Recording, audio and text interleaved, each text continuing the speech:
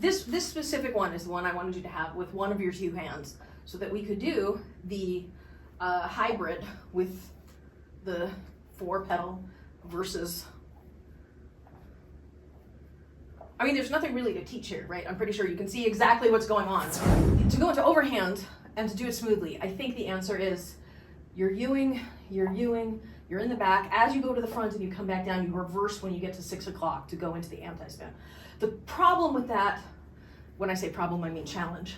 The challenge with that is you have to make sure that your other hand, which is doing the U, that you somehow time your timing so that it is exactly right with the reversal when that hand is at the bottom position of the U, or you will be off. It won't match properly. So we're doing the U stall like this. When you get to the front, you pull down here and you reverse to go into the 4-petal. So you're in your U, and then from the front, pull down to the bottom, and then go like that. And then in theory,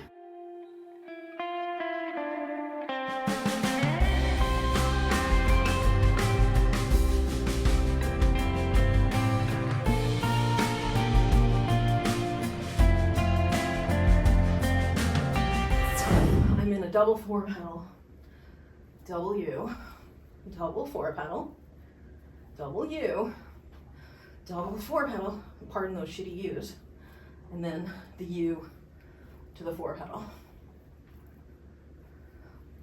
Double 4-petal, double U, double 4-petal, and now single U. Double 4-petal, double U, double 4-petal, double U, double 4-petal, now single U, back to double 4-petal. If you were performing for somebody like me, I think what would be most effective is one time around with the 4-petal, 2 double up stalls, one time around with the 4-petal, 2 double up stalls, one time around with the 4-petal, and then the hybrid. If you're performing for normal people, and or if you find the transition between the 4-petal and the double upstall difficult, maybe 2 times around the 4-petal and 4 times with the double upstall might be necessary in order for you to comfortably get it. But it really depends on how good you get those transitions.